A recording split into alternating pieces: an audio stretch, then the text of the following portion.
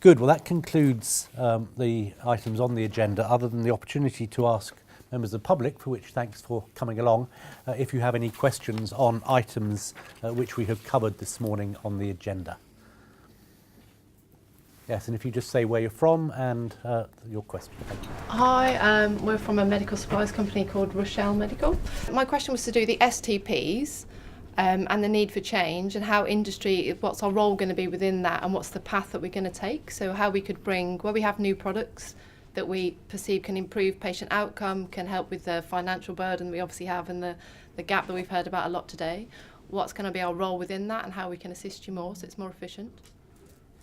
So honestly, at the moment, I don't know. I think we're still in the sorting ourselves out from an NHS family point of view. You're not the first person to ask about this. I was asked twice on Wednesday at an event about it as well. So it's clear there's an appetite from industry to help.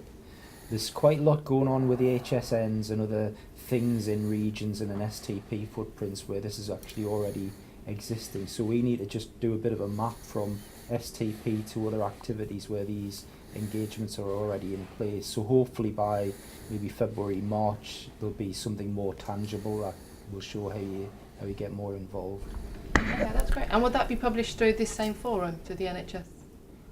Hopefully. I think really what we want is for that just to become more apparent locally in each STP, where there are clearer engagement mechanisms. But we'll take that on board to see how we can explain it properly at a kind of national level. There are a number of moving parts, aren't there? Because I mean, there's the recently completed accelerated access review, which will actually help the way in which not just drugs but devices and technologies are implemented. There's a way in which we look at the tariff, and we support the tariff to enable the introduction, which can act as a disabler but could act as a promoter.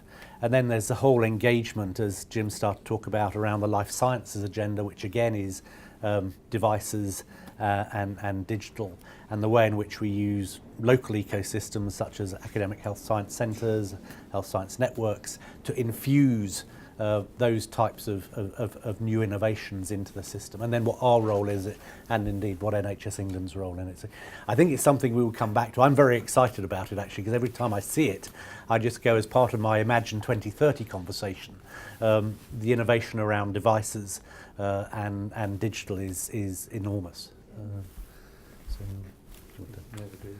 Any other questions?